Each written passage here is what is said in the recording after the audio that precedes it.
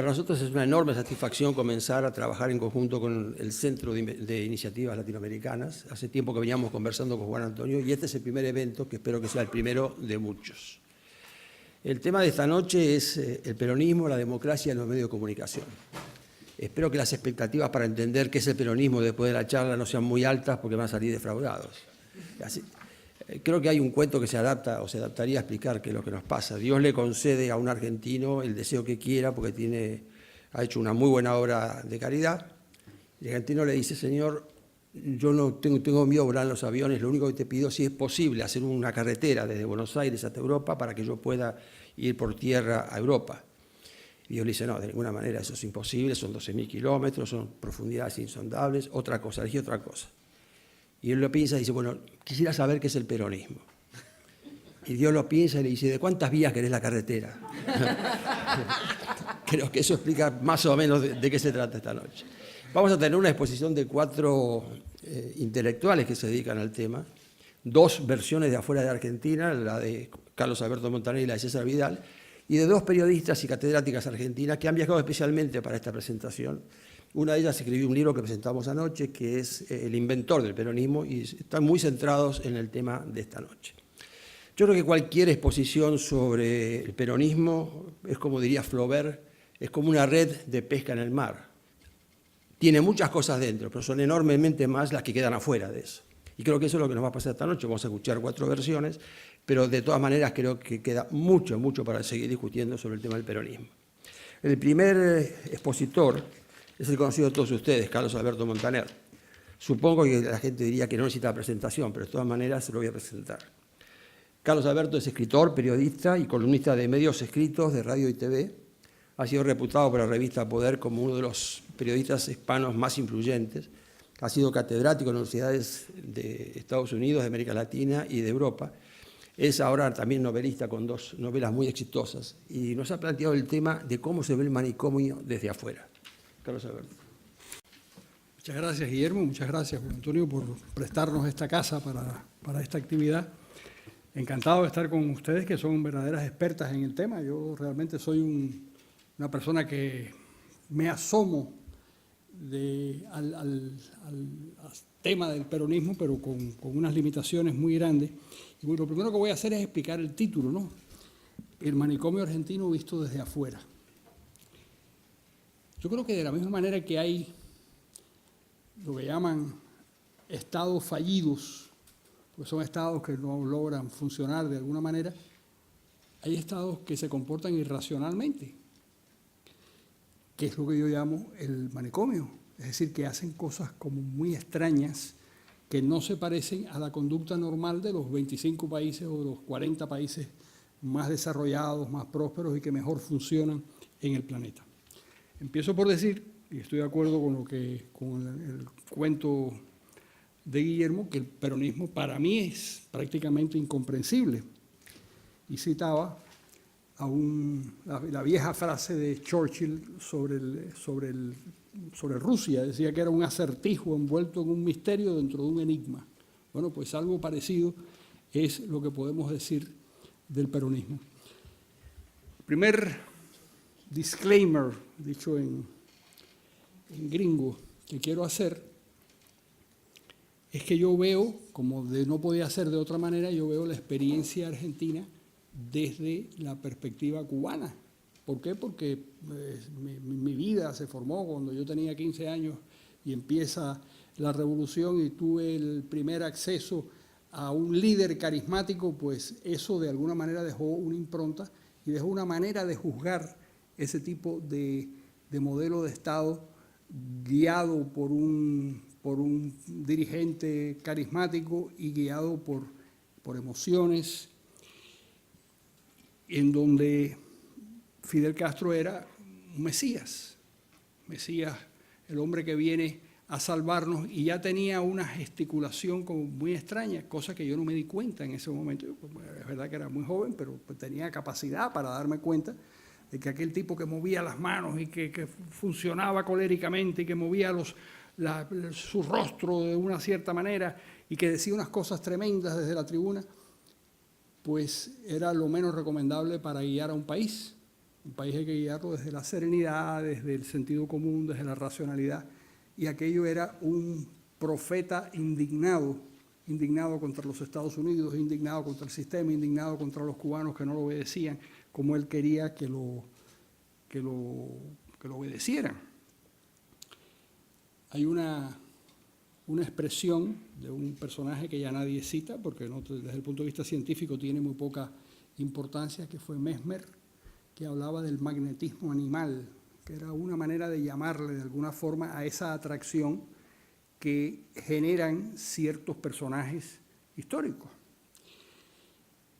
Aquella criatura extraña parecía saberlo todo. Sabía de geopolítica, de geografía, sabía de cosmografía. Realmente lo que no sabía de nada, lo que era capaz de hablar de todo sin saber prácticamente de nada. Esa frustración, que a mí se me duró muy poco, decía, a los pocos meses ya me parecía que aquel hombre era un verdadero charlatán, pero me imagino que es algo parecido a lo que le sucede a los alemanes cuando ven hoy en día los discursos de Hitler en la televisión, o los viejos documentales de Hitler, que les parece un hombre lleno de furia y de ruido, pero que realmente es un ser humano abominable. Y la pregunta que todos los alemanes se deben hacer, me imagino, es cómo es posible que un pueblo como el pueblo alemán siguiera de cerca a ese loco tan importante como fue Hitler. Algo parecido a lo que le sucede a los italianos. Ustedes habrán visto 1000 veces el documental ese donde aparece Il Duce hablando desde la tribuna y pone las manos en jarra y mueve la cabeza. No sé, un hombre que realmente lo que hay es que sedarlo, ponerle una inyección de algo y acostarlo porque está mal, está evidentemente enfermo. Ese era Fidel Castro. Yo me imagino, yo nunca vi a Perón en la tribuna, pero Perón tenía esos elementos del carisma, de que la gente se le subordinara de una forma muy extraña, y dejó en el país, yo creo, una impronta irracional. Aquel espectáculo del Parlamento argentino, de pie, aplaudiendo, henchidos de emoción, la insolvencia del país, el default, es una cosa como para ingresar inmediatamente a esas personas, porque uno puede entender que los países que son insolventes, que los países pueden no pagar, eso pasa constantemente, pero suponer que detrás de eso hay algún mérito o hay un valor importante para emocionarse positivamente, es la demostración de que hay un componente de irracionalidad que es muy posible que sea la consecuencia de este extraño personaje que se llamó Juan Domingo Perón. Yo no tuve contacto con él, coincidimos en Madrid, los últimos años de su vida en Madrid, que fueron mis primeros en Madrid, pero sí tuve contacto con alguien muy cercano a él, que fue Jorge Antonio. Y Jorge Antonio me contó algo que me alarmó mucho.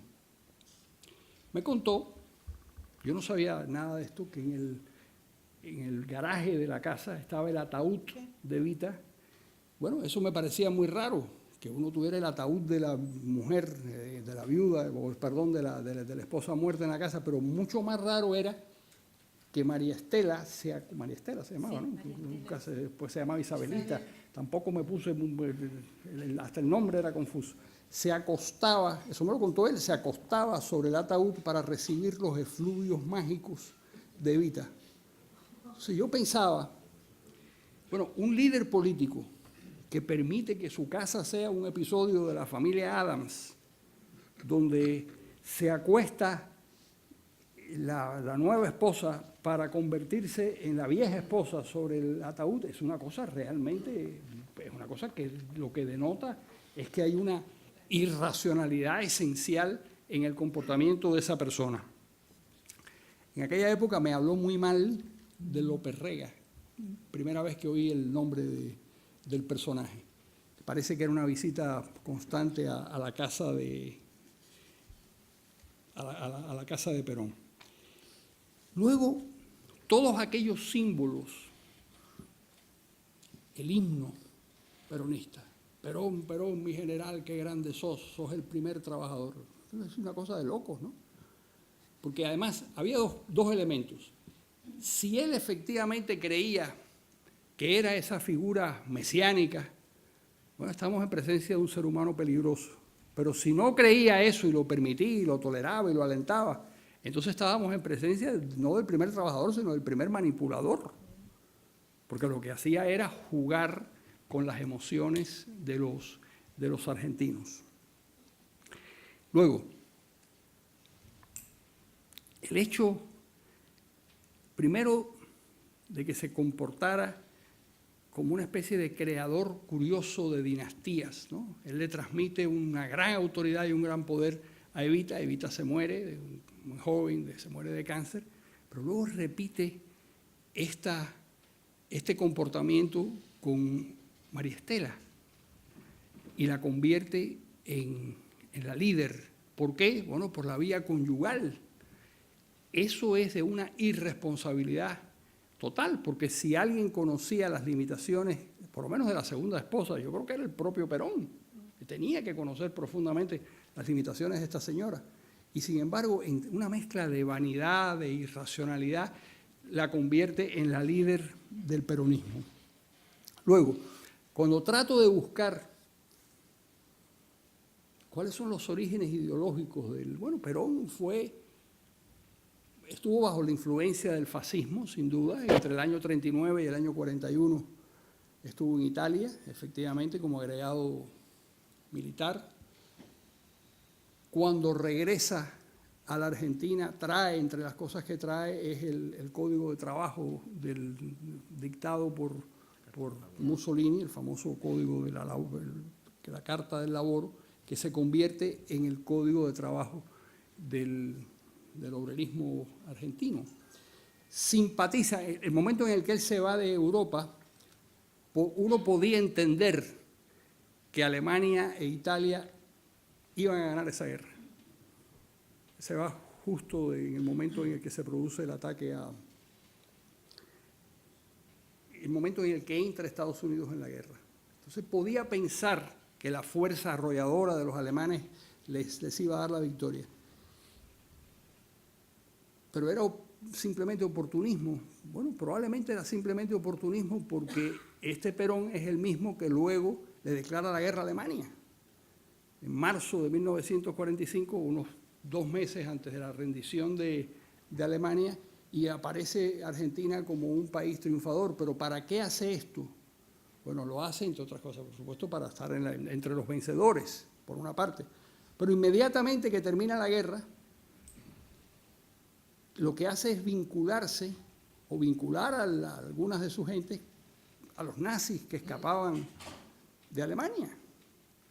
Y llegan, ahí el número que se da es entre 3 y 5 mil, yo no sé cuántos fueron realmente, pero hay algunos que fueron repugnantes, como Mengele, por ejemplo, o Eichmann, que después fue el caso secuestrado. De manera que, ¿qué era el peronismo? Bueno, era fascismo, pero ahí cabían todos. Hay esa anécdota que se ha contado 1000 veces y que se la contó él también a mi amigo Plinio Apuleyo Mendoza, cuando le hace una entrevista y le dice, bueno, ahí en Argentina hay comunistas, democristianos, socialistas, hay todas las tendencias. Y entonces Plinio le pregunta, bueno, ¿y los peronistas? Y dice, no, peronistas son todos. Los peronistas eran todos de alguna manera, pero esa metástasis ideológica que hace él por todo el espectro político, al mismo tiempo se refleja en los amigos. ¿Quiénes eran amigos de él? Trujillo, el tirano dominicano, que es uno de los tipos más espantosos de la historia. Gaddafi, Stroessner, Franco, Chávez, que era un simpatizante, no era su amigo, pues Chávez ya le había muerto, pero Chávez se sentía cercano al peronismo. Fidel Castro, y el caso más interesante es Pinochet. Pinochet, después de dar el golpe de Estado, hace una visita a Argentina, tiene relaciones con Perón, firman una serie de acuerdos, y hay algunos historiadores o por lo menos gente que se asoma a la historia de Argentina que suponen que la Operación Cóndor surge precisamente de esa relación entre Perón y Pinochet, de ese encuentro entre ellos dos. Quiere decir que ahí no había ningún vestigio de coherencia ideológica por ninguna parte. Américo Martín, que es un personaje interesante venezolano con una buena cabeza política, describió hace poco. Américo Martín fue un socialdemócrata que se convirtió en comunista, en guerrillero, después hizo un giro de 180 grados y hoy en día es un demócrata de la oposición, yo diría que de tendencia liberal, y calificaba a Perón, la fórmula peronista, como el populismo extremo, más una retórica hueca que no significa nada, más un pragmatismo que aprueba de cualquier vestigio de principios, más una dictadura militar sancionada por la revolución. Realmente hoy en día en Argentina no se puede hablar de una dictadura militar porque no sería verdad, porque no es cierto. Pero lo que sí es cierto es que eso que decía Perón de que peronistas son todos, pues lo que ha ocurrido es que cualquiera puede cobijarse bajo el peronismo. Cualquiera como Carlos Menem, que habla que privatizó parte del aparato industrial en manos del Estado, los Kirchner que lo volvieron a estatizar, todas las tendencias posibles, y ahora nos vemos abocados en las próximas elecciones a que el antikirchnerismo va a encarnar o en Sergio Massa, o en Mauricio Macri, o en Alberto Rodríguez Sá, por poner tres nombres, y los tres son peronistas, como que el país no puede salirse, como no consigue salirse de una fórmula muy conveniente donde la gente se declara peronista y eso de alguna manera los protege. Yo tengo un interés extraordinario por saber, para que ustedes me expliquen, me saquen de tantas dudas. Y al final hay un verso de Walt Whitman que yo creo que es el que habría que poner en todos estos manicomios políticos, que es me contradigo y que como que cancelan toda relación con la racionalidad. Bueno, hasta ahí vamos a oír ahora a la gente que sabe. Uno podría pensar que es razonable que alguien que no es argentino se haga estas preguntas. Pero hace 3 días de que llegó Silvia, que con Mariano Causino, José Venega, venimos discutiendo sobre peronismo y no nos hemos puesto de acuerdo en nada. Ahora vamos a ver si Silvia es capaz de explicarnos. La primera de las Silvias, Silvia Mercado. Silvia es periodista, docente universitaria y consultora en comunicación estratégica. Es autora y coautora de varios libros sobre peronismo. No sé si los entendió, pero los escribió los libros. Trabajó en Página 12 y en Tiempo Argentino y actualmente es columnista de FM Millennium en Argentina y trabaja en una investigación sobre las libertades individuales durante el primer peronismo. Y el libro que presentamos ayer se llama El inventor del peronismo. Silvia.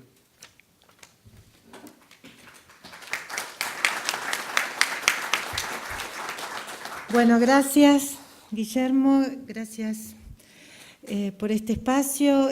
La verdad que le quiero agradecer especialmente a mi amiga Silvia Pisani. Empezamos el periodismo prácticamente muy cerca, digamos, cuando éramos muy jóvenes, éramos periodistas parlamentarias. Empezamos justamente cuando volvió la democracia a la Argentina en 1983. Ella ahora es corresponsal del diario La Nación, que es un diario muy importante de la Argentina, el diario más prestigioso de la Argentina. Está en Washington, D.C., así que le agradezco también especialmente su presencia aquí. Bueno, es muy difícil lo que se plantea, que es dar una respuesta a qué es el peronismo, porque efectivamente el peronismo sorprende con su vigencia, sorprende esto que muy bien dice Montaner, es bastante probable, por suerte, no es seguro, pero es bastante probable que luego de 10 años de kirchnerismo, otra fracción del peronismo gane, conduzca a la Argentina a partir de las próximas elecciones nacionales del 2015. Tal vez, ayer justamente lo hablábamos, era una de las preguntas de aquí del público, ¿a qué se debe esta capacidad de ser, digamos, cercano al liberalismo, por lo menos privatizar, y el mismo partido, movimiento que privatizó, luego las mismas empresas que fueron privatizadas en esta década fueron estatizadas? Bueno, yo desarrollo una tesis aquí en El inventor del peronismo que está basada en lo siguiente. Hay un investigador, un israelí, que es el vicepresidente de la Universidad de Tel Aviv, Ranan Rein, que dice que en todas las universidades donde hay una biblioteca sobre América Latina, la mayor cantidad de libros son para analizar el castrismo, digamos, el proceso cubano, pero la segunda es para analizar el peronismo. Lo curioso, dice Ranan Rein, es que en esta enorme cantidad de libros que hay sobre peronismo, sobre Perón, sobre Eva Perón, sobre los trabajadores en tiempos de Perón, sobre los empresarios en tiempos de Perón, no había nada sobre una gran cantidad de figuras que hicieron importante, digamos que fueron centrales, más que importantes, centrales para la construcción del peronismo en el poder, para la llegada de Perón al gobierno y después para el sostenimiento de ese primer peronismo. Así es que Ranan Rein desarrolló una teoría muy interesante que me parece valiosa, central, que es la teoría de las segundas líneas, que son estas figuras que fueron claves para construir el primer peronismo y que la historia las invisibilizó. No solo en las universidades, o sea, en la Argentina, lo que fueron estas principales figuras del peronismo, aún los peronistas de esa primera etapa no saben muy poco de ese primer peronismo, de esas figuras que fueron centrales para la construcción del peronismo. No les voy a dar nombres para no abrumar, pero una de esas figuras que fueron centrales para la construcción de ese primer peronismo fue el secretario de Medios de Juan Domingo Perón. Y acá voy a esbozar por lo menos un intento de respuesta a esta duda que se plantea hoy aquí en el Miami-Dade College, y es: ¿cómo puede ser que yo me dediqué muchos años además de ser periodista, después dejé el periodismo, durante 20 años me dediqué a la comunicación política básicamente, y cuando el kirchnerismo envía al Congreso de la Nación la llamada Ley de Medios, Ley de Servicios Audiovisuales, que hace muy pocos días fue declarada por la Corte Suprema de la Nación constitucional. Es un largo debate entre el principal grupo de medios de la Argentina, el Grupo Clarín, que acudió a la justicia por considerar que esa ley perjudicaba la libertad de expresión en la Argentina al pretender la desinversión, digamos, la ruptura, digamos, del Grupo Clarín, digamos, rompiendo la estructura de la empresa. Y hace pocos días la Corte Suprema decretó que dijo que la ley de servicios audiovisuales es constitucional. Pero cuando empieza este proceso, cuando se envía esta ley al Congreso, se da dentro del ambiente de periodistas, dentro de la gente de medios de la Argentina. Yo ya había vuelto al periodismo, se da un debate muy importante porque muchos periodistas de la Argentina respaldaron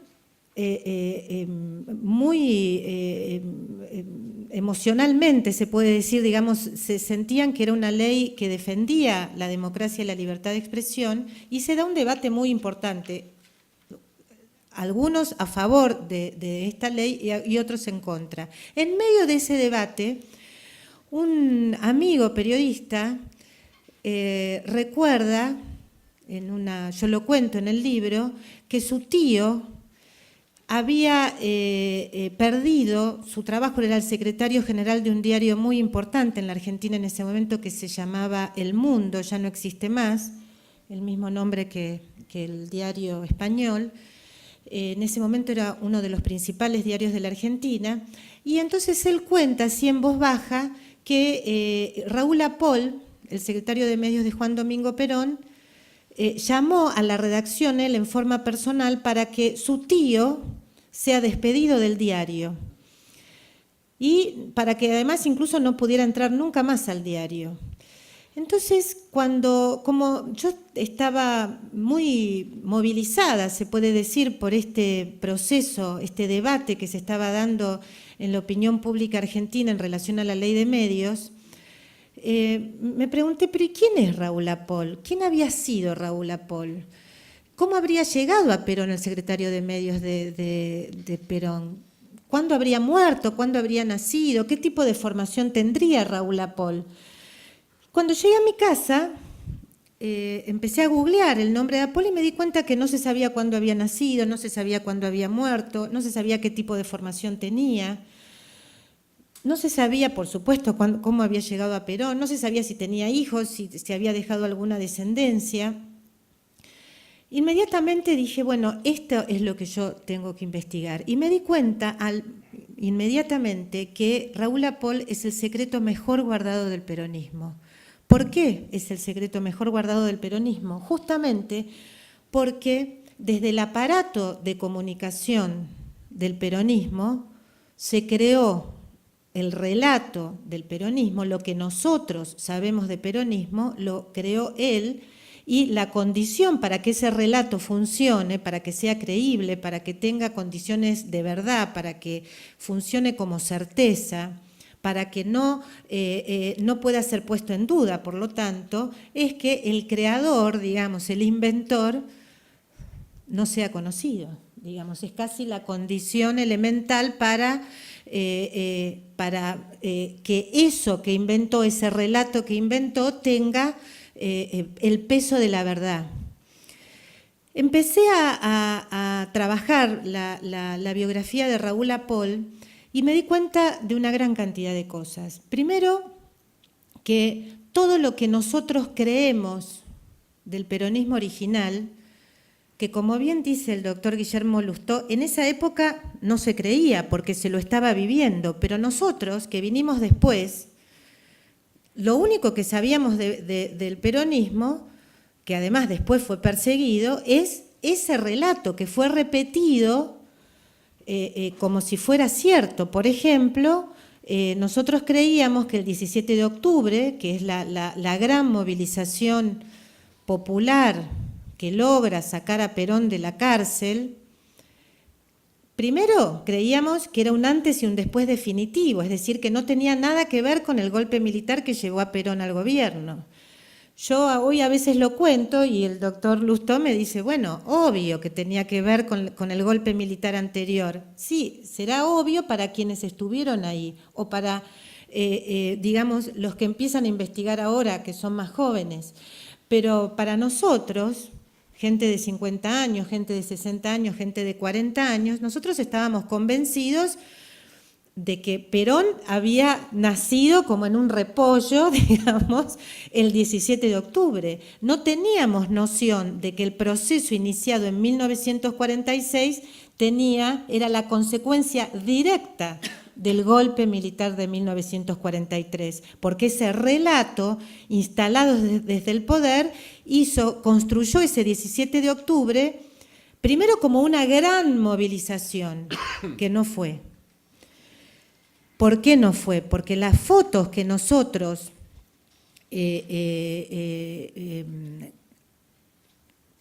digamos, creíamos que eran ciertas, son fotos de 17 de octubre posteriores. Son de 17 de octubre cuando Perón ya estaba en el gobierno y Raúl Apol ya manejaba la comunicación.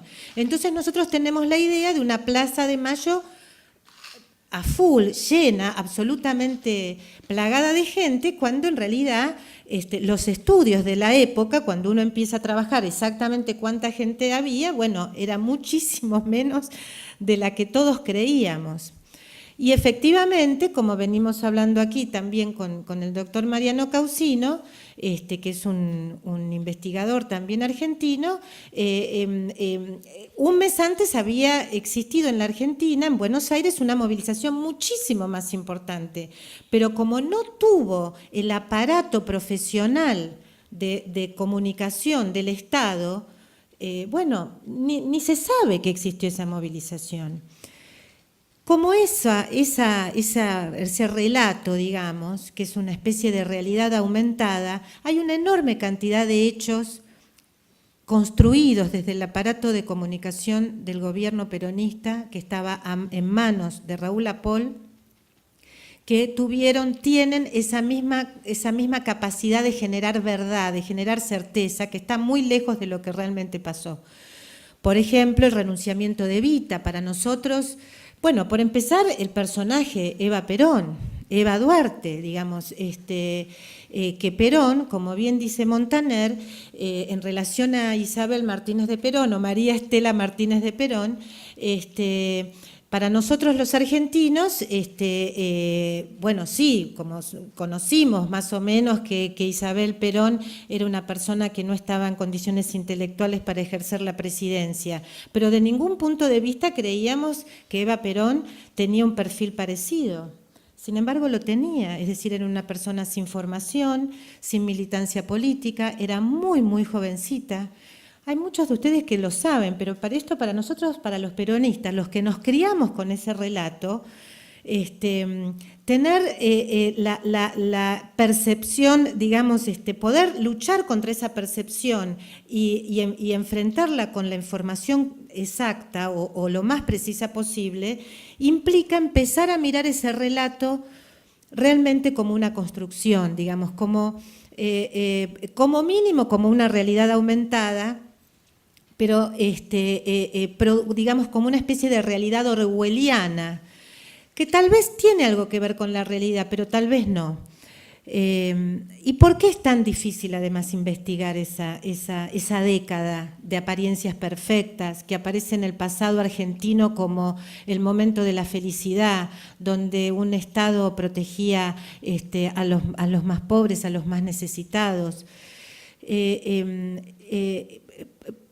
Primero porque los diarios o eran parte de ese aparato de comunicación o se autocensuraban los dos o tres que estaban, que seguían en manos privadas. Para recibir el papel que distribuía también la Secretaría de Apol, tenían que autocensurarse.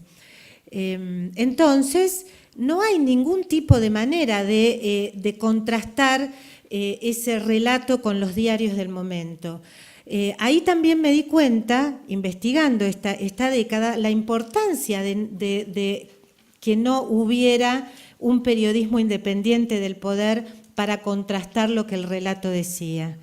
Esto fue siempre igual, digamos, no es que antes no era así, digamos, hay algunos investigadores que trabajaron la época y también lo pudieron percibir. Lo que pasa es que recién ahora, con estos 10 años de kirchnerismo, nos dimos cuenta que esa manipulación de la información, que esa manipulación de la emocionalidad, que ese intento de implantar una religión desde el poder, y para eso también trabajó el aparato de comunicación del Estado, ese esfuerzo por hacer de esos líderes hombres que tenían, o mujeres que tenían muy poco que ver con la realidad. Los argentinos recién nos pareció importante volver a ver esa historia desde este prisma en estos 10 años, digamos, a partir del clarísimo intento del gobierno de Cristina Fernández de Kirchner y de su marido previamente por controlar la opinión pública, por manipular los medios de comunicación, por hacerse de un aparato de comunicación. No me quiero demorar más, quiero decir 2 o 3 cosas. Primero, Raúl Apol era un gran profesional, no era un improvisado, era alguien de una gran formación. Ya cuando fue funcionario de Juan Domingo Perón ya tenía una trayectoria muy exitosa, llegó, prácticamente tenía 50 años, un par de años menos que Juan Domingo Perón, y tenía una trayectoria ya de éxito. Era un hombre de lo que hoy diríamos de la comunicación integral, porque era periodista, guionista de cine, sabía producir, era lobista, digamos, logró hacer una gran cantidad de beneficios para el cine argentino en ese momento. Y era una persona, digamos, que lograba cosas imposibles. ¿En qué sentido? Tenía una gran capacidad de realizar puestas en escena poderosísimas. Nosotros ahora en Argentina estamos muy acostumbrados, no estábamos acostumbrados como si lamentablemente el pueblo cubano, como si lamentablemente el pueblo venezolano, como si lamentablemente más cerca el pueblo ecuatoriano. Bueno, he visto también escenas muy parecidas en Nicaragua últimamente, grandes puestas en escena, actos que se asemejan a lo que se vio en la década del 40 en la Alemania nazi, en la Italia fascista. Bueno, el precursor en América Latina de ese tipo de despliegues fue de esas grandes escenas populares, manipuladas, es justamente Raúl Apol. Él tenía un gran sentido escénico, tenía un gran sentido de teatral de la comunicación y además a su secretaría de medios, a su Secretaría de Informaciones y Prensa, llevó los mejores profesionales de la Argentina, cooptó a los mejores artistas de la Argentina, los mejores periodistas, los mejores dibujantes, los mejores fotógrafos, los mejores profesionales de la comunicación y del arte en ese momento trabajaban a sueldo del gobierno peronista. Algo muy similar lamentablemente está pasando también en la Argentina y por eso que ahora que han vuelto esas grandes escenas también como se vieron en esa época, es que me parece que vale la pena investigar lo que fue el origen de esa construcción de relato producida desde el aparato de comunicación del gobierno. Desde mi punto de vista, ese relato, y con esto termino, ha sido tan profesional y ha tenido tantas dificultades para ser contrastado con la verdad, entre otras cosas porque no hay diarios para ser contrastados, que ahora por supuesto hay otras facilidades tecnológicas y es más fácil llegar a la verdad, digamos. Bueno, desde mi punto de vista les digo entonces, esa dificultad por investigar lo que de verdad sucedió en esa década de características orwellianas entre 1946 y 1955 es parte de la respuesta, es parte del secreto, es parte del éxito de del peronismo, es parte de la vigencia que sigue teniendo hoy en el presente el peronismo, lamentablemente. Por eso hay que desnudarlo.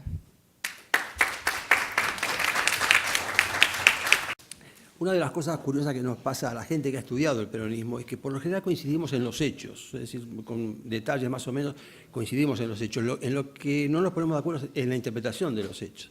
Y he tenido estos días, como decía, un baño de peronismo, de discusión con todo. Pero yo creo ser el único en esta sala que ha vivido bajo el régimen de Perón del 46 al 55. Y cuando alguien habla de Venezuela, cuando alguien habla de Ecuador, no tienen idea del represor que fue el régimen de ese gobierno de Perón. No se podía hablar en la calle, había obligación de usar el escudito peronista, para acceder a cualquier puesto había que estar afiliado al Partido Peronista. Era un régimen realmente represor. Me alegra que Silvia haya puesto en parte de ese peronismo que está tan olvidado, el acento en cómo fue el aparato comunicacional. Y creo que el libro de ella va a aportar muchísimo a esto. El libro lo tenemos en el instituto o está en Books and Books, así que quien lo quiera, con mucho gusto. Y ahora tenemos otra Silvia, otra periodista. Silvia Pisani es periodista con estudios cursados en las universidades de Buenos Aires, Navarra, New York y Duke. Dictó cursos y seminarios, fue periodista parlamentaria de la agencia DIN, como ya dijo Silvia, jefa de Economía de la Nación de Buenos Aires y corresponsal de ese diario en Madrid. Y hoy es corresponsal del diario en Washington. Silvia.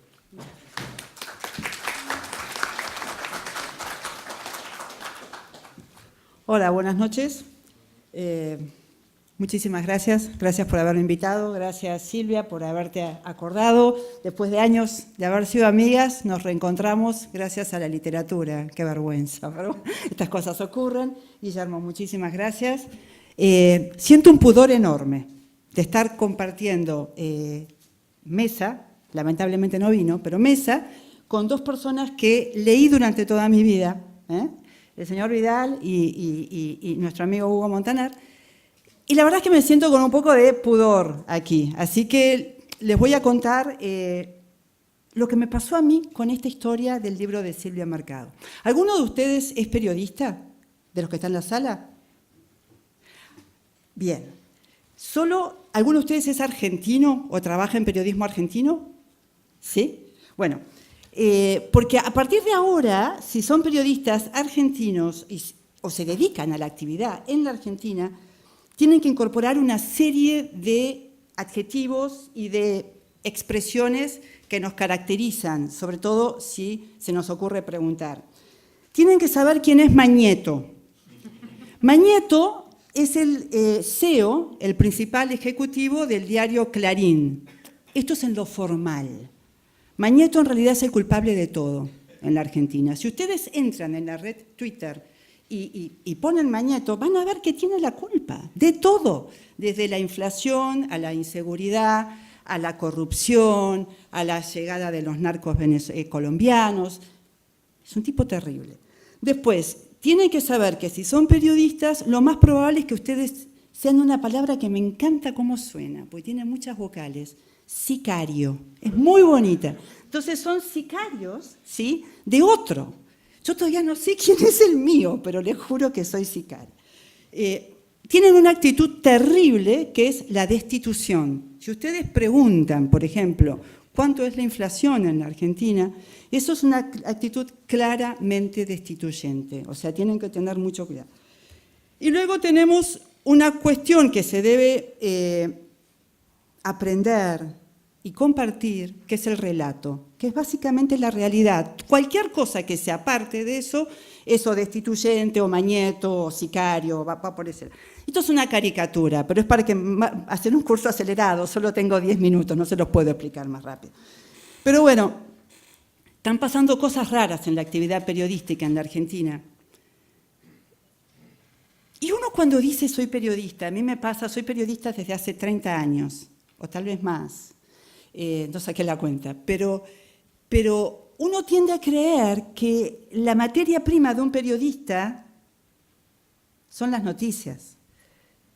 Y sí y no, son las noticias, pero la materia prima de un periodista es la libertad, en realidad. Sentirte bien, sentir que podés trabajar, sentir que no te va a pasar nada por preguntar y decir, yo no entiendo esto, me lo puedo explicar de vuelta porque no me cierra.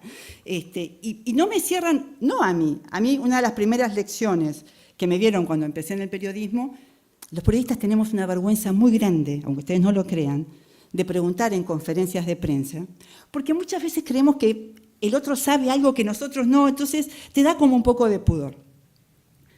Y una de las primeras cosas que me dijeron a mí cuando empecé en periodismo es, nunca preguntes pensando en tus colegas, pregunta pensando en quién te va a leer. Si vos no lo sabés, lo más seguro es que quien te lee tampoco lo sabe, así que preguntalo y hasta que no te lo expliquen bien, no vas a estar en condiciones de escribirlo en una nota. Lección número 1 que me quedó grabada. A partir de entonces, en las conferencias de prensa pregunto sin pudor, Pero uno de los problemas que tenemos es, por eso, la libertad. Poder preguntar sin tener miedo a preguntar. Esto es un hábito o una materia prima, un oxígeno que en la Argentina está empezando a escasear. Con estas ideas quiero hacer un entronque, si es que el verbo existe. Perdón, César, yo no sé si existe. Pero bueno, si el concepto existe. Pero el asunto es así. Un buen día, a través de Facebook, gracias a las redes sociales, que nos ayudan tanto, entro de vuelta en contacto con Silvia Mercado después de siglos de no saber de ella. Hey, ¿qué haces? ¿Cómo te va? ¿Qué sé yo? Entonces Silvia me dice que está escribiendo un libro y si le puedo echar una mano con unas fuentes que necesitaba en Estados Unidos. Y entonces me dice, estoy escribiendo un libro sobre Raúl Appold. Yo dije, Silvia, ¿con qué está perdiendo el tiempo? Dije, pero ¿en qué se está metiendo? ¿Por qué no se mete con algo importante? Pensaba yo. Pero bueno, dije, sí, Silvia, ¿cómo no? Te voy a ayudar en lo que pueda. Bueno, finalmente no la pude ayudar en nada. Pero a lo que voy, igual que ella, por eso me consoló escucharla, no sabía quién era Appold cuando la primera vez se lo mencionaron. Sí sabía lo que era el peronismo. A diferencia de Guillermo, yo no lo viví, pero es un relato del peronismo que tengo muy presente porque se hablaba mucho de eso en mi casa y sabía cómo era. Luego supe muy por adentro qué había pasado con un gran diario argentino, que era La Prensa, y que fue perseguido por el primer peronismo, el de Perón-Nieva, hasta que fue cerrado. El asunto es que esto es lo curioso. Cuando me cae en las manos el libro de Silvia, que vivamente lo recomiendo, de verdad, es fascinante, cuando me cae en las manos, dije, caramba, qué parecido con lo que estamos viviendo ahora. Ahí en el libro de Silvia cuentan cómo se monta de repente de una pequeña cosita, de una pequeña oficina, una gran estructura comunicacional. Atando cabos y navegando por esas páginas, uno se da cuenta de que en realidad se vuelve a vivir parte de aquello que escuchaba y que no podía creer. Hago un rápido galope de lo que pasa con el periodismo y el peronismo hoy en día. ¿Y por qué tiene enormes raíces o enormes puntos de contacto con lo que describe también Silvia en El inventor del peronismo? Que además es un muy buen título. Cuando llegó Néstor Kirchner al poder en la Argentina, es el último, hasta ahora, peronismo que conocemos, ¿sí? Después de haber conocido el peronismo de Perón, el peronismo del primer Perón, del segundo, de la tercera etapa peronista, luego hubo un Carlos Menem, después tuvimos una seguidilla de presidentes peronistas, 5 en una semana, y después estos 10 años de kirchnerismo, que van a ser 12. De los 30 años de democracia en la Argentina recuperada desde 1983 hasta ahora, 22 años fueron bajo gobiernos peronistas de una u otra orientación, ¿sí? Los otros 8, radicalismo y una mezcla de radicalismo y peronismo. A lo que voy es, para hacerlo rápido, vamos a este último peronismo. A ver, ¿hay un concepto de qué hizo el peronismo con el periodismo? No, cambió a lo largo de los años. Lo que sí, siempre le dio bastante importancia, pero no siempre hizo lo mismo. Sí es curioso que este peronismo último que estamos viviendo ahora, el de Kirchner, se parece mucho al primero de Perón. ¿En qué? En ver como adversario y como enemigo a toda prensa independiente. Toda prensa que no piensa como piensa el gobierno es, en este caso, antes se le decía gorila, antipatria, ahora se le dice esto que les dije, destituyente, sicario, mañeto. Bueno, es curioso y con esto los dejo pensando. Cuando llegó Kirchner al poder, era una figura desconocida para buena parte de los argentinos. Cuando decían que iban a tener un presidente apellidado Kirchner, muchos pensaban que era algo del pintor, ¿de dónde? Porque no era uno de los grandes caudillos conocidos. Lo que se suele hacer en periodismo, vieron que todos tenemos los mismos nombres, el diario El Mundo, o sea, hay una serie de hábitos en el periodismo que es hacer un retrato de una persona. el retrato que hizo La Nación de Néstor Kirchner, gobernador de Santa Cruz, una provincia en el sur de la Argentina, muy cerca de Tierra del Fuego, la hizo una periodista que escribe como los dioses, que se llama Graciela Moschowski. Graciela Moschowski llegó a Santa Cruz, donde sopla un viento que a uno lo tuerce, y la primera cosa que se enteró fue que dijeron, se lo contaron después 2 personas de la gobernación, dijeron en un bar de Santa Cruz, che, llegaron de La Nación. La respuesta del otro fue, averigua qué quiere. O sea, había un periodista que obviamente iba a hacer un retrato, nada más, pero ya empezaron a seguirla. Esa fue la primera noción que tuve, y no me gustó, de la relación de Kirchner con los medios. En realidad, eso me quedó grabado porque me gustó mucho cómo lo describía. Viene un periodista, averigua qué quiere. Y lo curioso del asunto es que luego Néstor Kirchner llega al poder y se muestra de una forma bastante distante del periodismo, pero en realidad no se metió mucho con el asunto. O sea, convalidó todos los contratos que había, permitió grandes fusiones de medios, se hizo muy amigo de Clarín. Clarín, en el principio del gobierno kirchnerista, era la pesadilla de todos nosotros, porque el único medio casi que tenía primicias del gobierno era Clarín.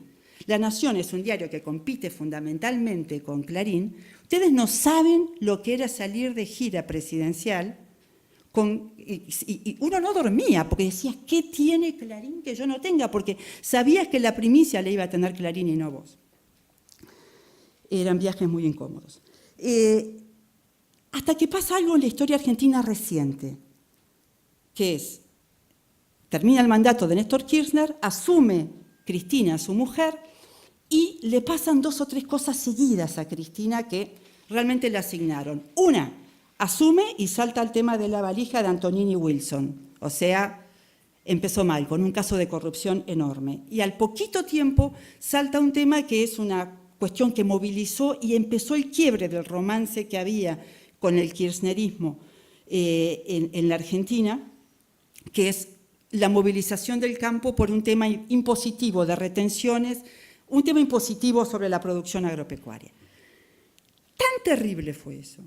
No sé si ustedes lo supieron, pero fue una noche en la que todos los argentinos se quedaron viendo cómo iba a votar el Congreso y qué iba a pasar, y nos levantamos con un voto que no llegó a ser negativo, era no positivo. Con el miedo que había por ese voto negativo, se formuló como no positivo, just in case, o sea, pero fue una oposición y fue una enorme derrota para el gobierno kirchnerista. Ahí hubo horas de rumor muy intenso diciendo que la presidenta recién asumida iba a renunciar por el golpe que era. Al poquito tiempo la estrategia cambió.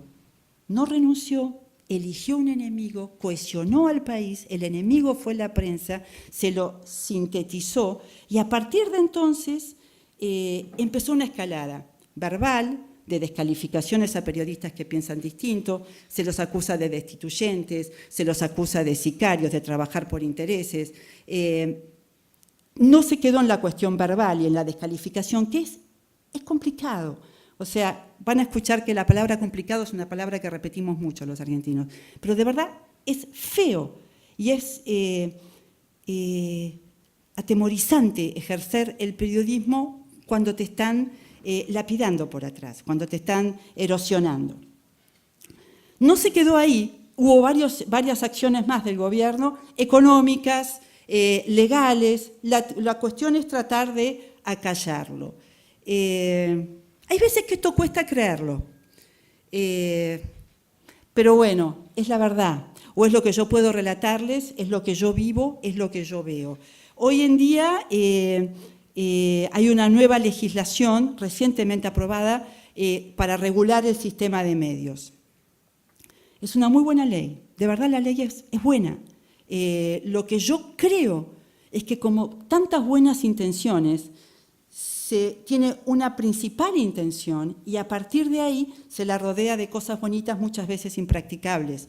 Creo que la principal intención de la ley de medios es terminar con el diario Clarín, y luego avanzar sobre el diario La Nación, y luego avanzar sobre todos los diarios y todos los medios que sean diferentes, y facilitar la generación de una serie de medios más chiquititos, más vulnerables y más dependientes de la pauta oficial de publicidad. Están cambiando las cosas para el periodismo en la Argentina, no son tiempos sencillos.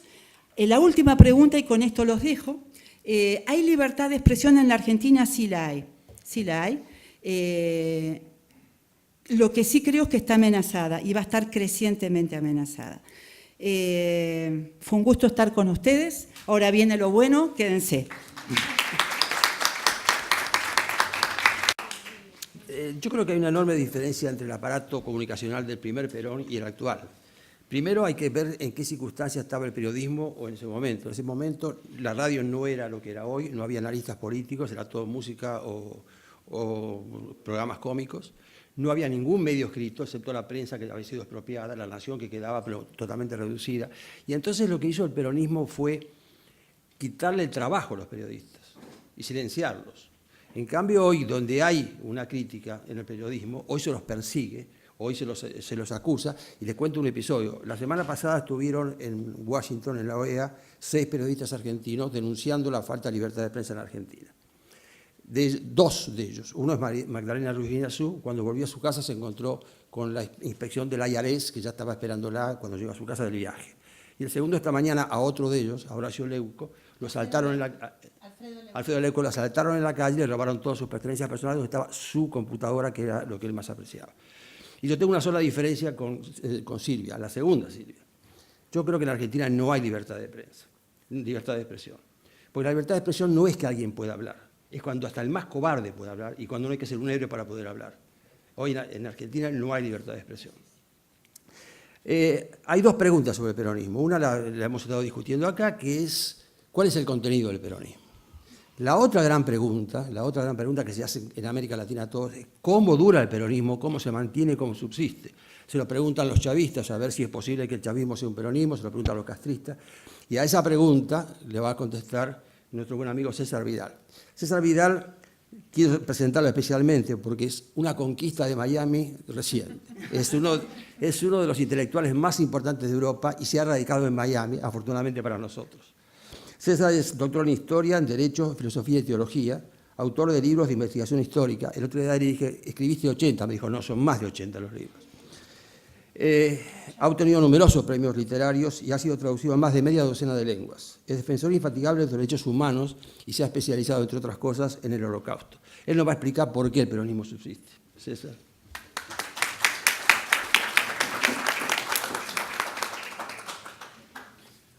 Bueno, no sé si lo voy a explicar, pero voy a intentarlo. Aunque parezca mentira, por definición, las dictaduras no tendrían que durar. Intento explicarlo.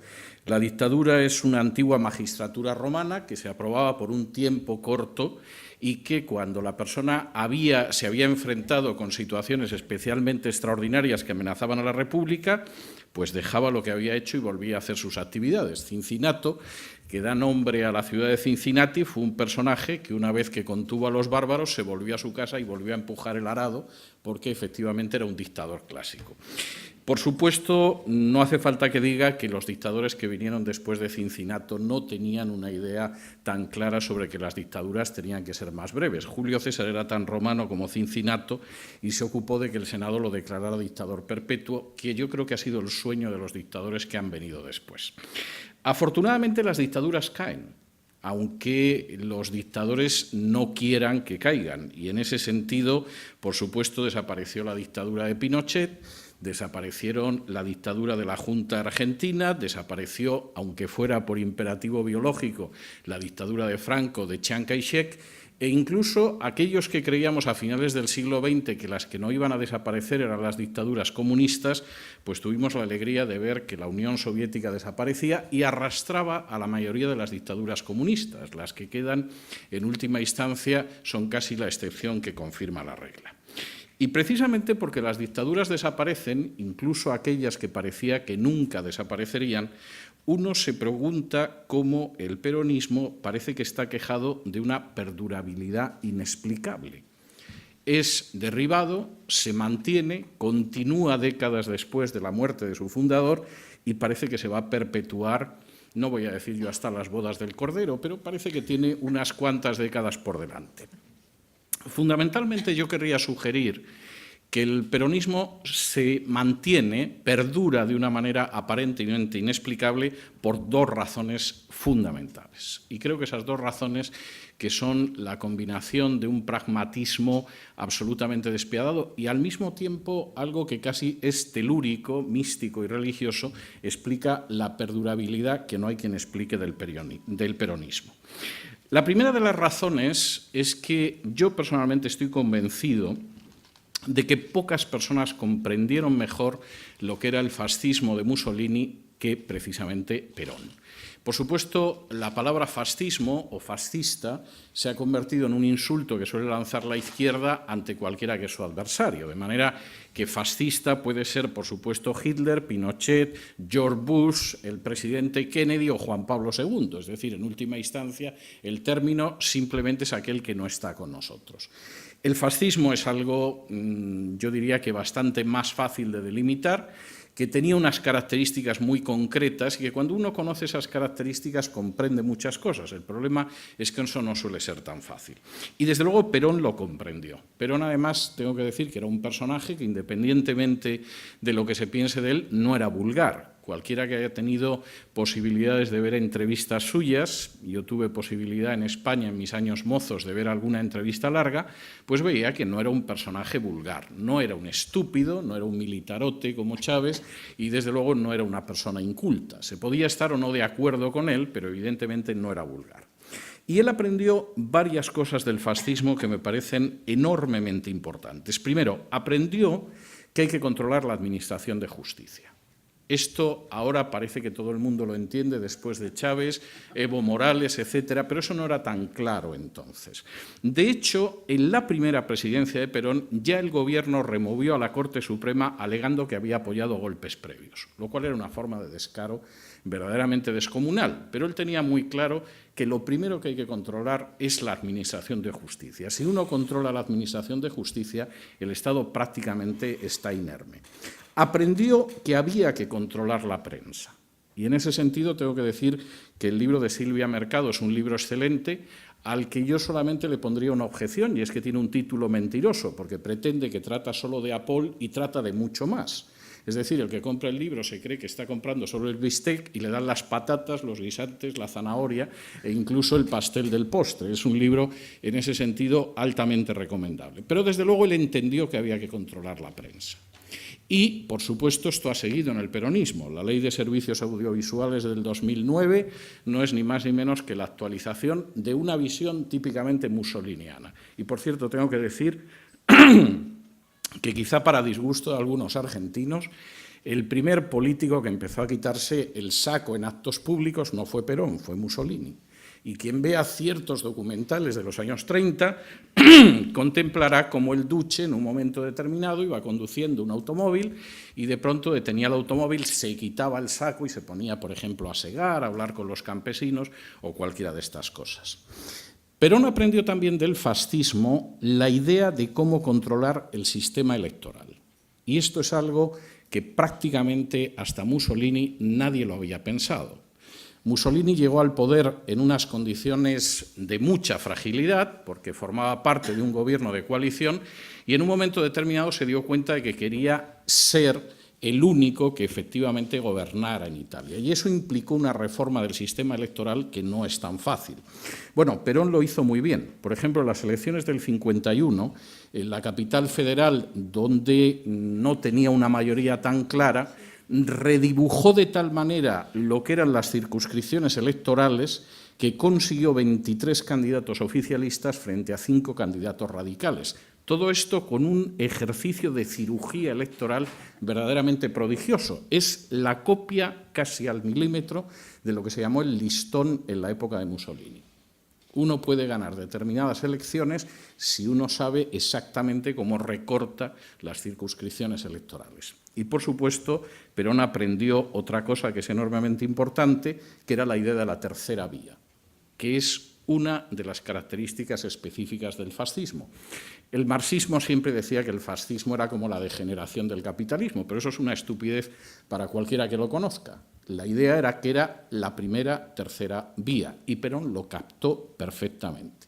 Y de hecho siguió repitiendo lo de la tercera vía pues prácticamente hasta el final. Esa es la primera columna. La segunda columna me parece no menos importante, y es que el peronismo ha controlado como pocos movimientos, poquísimos movimientos, la ambigüedad ideológica y un sentimentalismo de carácter religioso.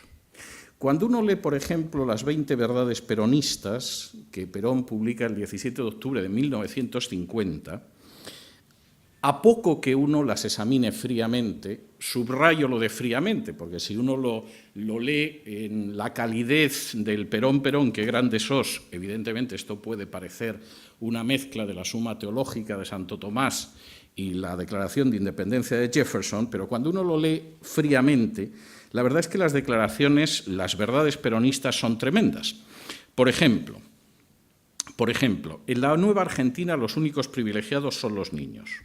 O, por ejemplo, como doctrina económica, el justicialismo realiza la economía social poniendo el capital al servicio de la economía y ésta al servicio del bienestar social. O, por ejemplo, en la acción política la escala de valores de todo peronista es la siguiente. Primero la patria, después el movimiento y luego los hombres. O esta que es fantástica. En esta tierra lo mejor que tenemos es el pueblo. Aunque seguramente la más sincera es la que afirma que para un peronista de bien no puede haber nada mejor que otro peronista.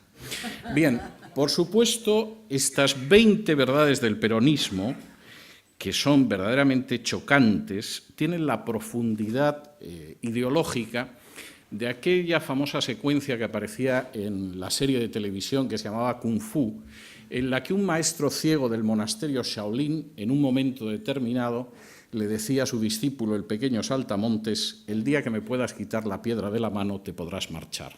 Bueno, no era mucho más profundo Perón que el maestro Shaolin y evidentemente lo que tenía en la mano era mucho más que la piedra.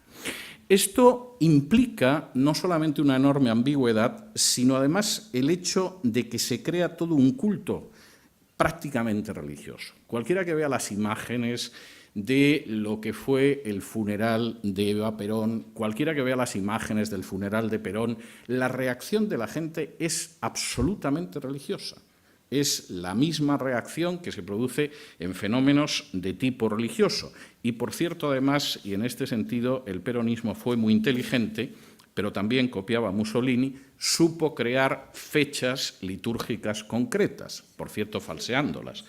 Hay que decir que igual que esa famosa plaza no se llenó con la gente que luego apareció en los documentales posteriores, la marcha sobre Roma no se pareció nada a la marcha sobre Roma que, por supuesto, Mussolini y su gente fue contando después. Esto implica, y a mí me parece que este es un elemento muy importante, que finalmente la visión ideológica del peronismo es tan nebulosa que permite llegar al poder y practicar una política que lo mismo puede ser de extrema izquierda que neoliberal, sin ningún género de problemas, o incluso parecerse muchísimo al fascismo, eso sí, con toques, por supuesto, argentinos. Y de hecho, esa enorme ambigüedad ideológica hace que el poder solo se vea en peligro cuando en algún momento alguna de las corrientes que están dentro del peronismo desequilibra la situación tirando demasiado en su dirección. Y en este sentido tengo también que decir que el peronismo es de una inteligencia absolutamente extraordinaria. Uno en realidad puede votar al peronismo y estar votando a todo o nada a la vez, porque una vez que llegan al poder desarrollan un programa u otro, y yo creo que en muchas ocasiones de la manera más sorpresiva.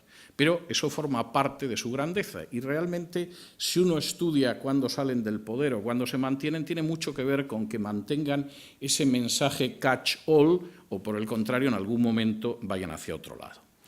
Estas dos características del peronismo tienen una enorme fuerza, porque fundamentalmente se podrían resumir en dos. Primero, una falta absoluta de escrúpulos institucionales y morales.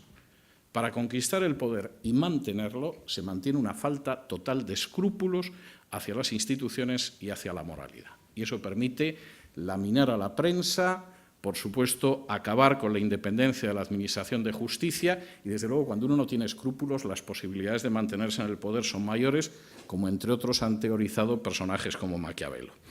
Pero, en segundo lugar, el peronismo tiene, precisamente por las características de los que yo hablaba, la posibilidad de ir en todas las direcciones porque apela fundamentalmente al sentimiento. Y esto es algo tremendamente importante. El sentimiento es tan enormemente importante que las elecciones que acaban llevando a Hitler al poder son unas elecciones en las que uno de los lemas utilizados por el Partido Nacional Socialista Obrero Alemán era «Votat sentimiento». Las elecciones que llevaron hace un par de legislaturas al poder en Cataluña a una coalición nacionalista de izquierdas tenían como lema también «Votat sentimiento». No tengo la menor duda de que uno de los grandes elementos que proporcionan un enorme peso específico, que dotan de una enorme capacidad de atracción al peronismo, son el sentimiento. Esto, por supuesto, no soluciona los problemas que plantea el peronismo. Me gustaría, pero no es el caso. Es más, de hecho, recuerda mucho aquella anécdota de aquel joven que un día se ofreció caritativamente a ayudar a Borges a cruzar la 9 de julio. Y cuando estaba cruzando la calle y se encontraba a mitad de la vía, en ese momento el joven le dijo: «Disculpe, maestro, se lo tengo que decir, soy peronista». A lo que Borges repuso: no se preocupe, yo también soy ciego». Y en buena medida, efectivamente, eso explica la perdurabilidad inexplicable del peronismo. El día que la mayoría de los argentinos lo comprendan, parodiando de nuevo al pequeño Saltamontes, podrán salir y marcharse. Muchas gracias.